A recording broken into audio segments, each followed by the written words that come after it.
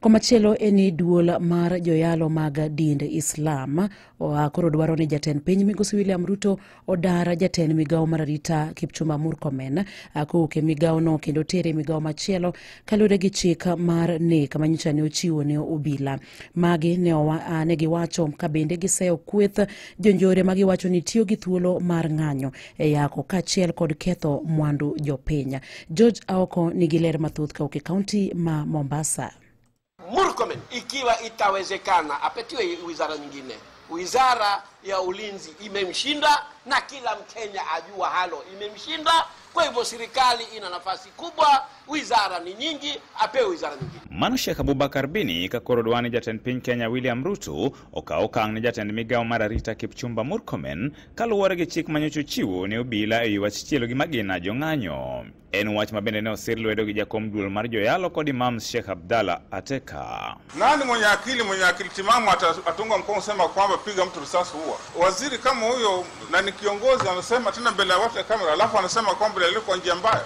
Aliyekuwa njia mbaya kivipi? Tunasema kwamba hata kama inawezekana atolewe kwa minister. Kama hawezi kufutwa basi atolewe kwa minister, atafuta mtu ambaye ana busara. Tuliona Kindiki alikuwa pale, alifanya kazi nzuri sana kule Northeastern kule Rift Valley, alifanya kazi nzuri, lakini sio mambo kutamka ndo kama mbele ya umma, tena mbele ya kamera na mtu anasikia. Kana giloso gi jofwamb Mombasa, Sheikh Mohamed Khalifa manjata chenro mag duol no ne okoni en midhiero ni jotelo osebedo kaposo weche makidek siayo tulo to onge okang' malong'o mikao negi. Ni kwa vile hii tume ya uwiano haina nguvu, haina uwezo, lakini kuna viongozi wengine hawastahiki kuachwa kuzungumza maneno ambayo kwamba yataleta fitna kati ya wananchi kwa wananchi, na kati ya wananchi na serikali, na kati ya wananchi na polisi.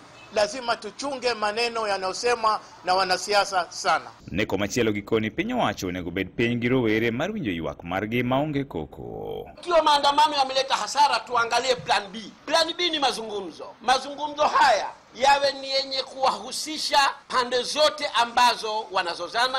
Vijana wanataka wapewe sikio, na wenye kupeana sikio ni serikali, wapeane sikio. Kisha viongozi wa kidini wawe wapatanishi. Kagilero ni en midhiero ni thoth ng'anyo mibage pacho ka thoroga mana kelo masira. Dunia mzima maandamano wanafanya. Watu wengine wanafanya maandamano wiki nzima, lakini haguswi mtu wala kuku havunji mguu. Lakini sisi ustaarabu ya kufanya maandamano hatuna maandamano, hatujui. Wiki nzima watu wanaweza kufanya maandamano bila kuguswa mtu, bila kuchoma gari, bila kuvunjwa. Lakini sisi hatuwezi. Lazima maandamano iwe amani. Ama hii maandamano aina hii haifai Kenya wala haikubaliki kabisa. Ne Radio Ramogi e kaunti ma Mombasa, and George Aoko. Bero mar ringre jong'anyo auchiel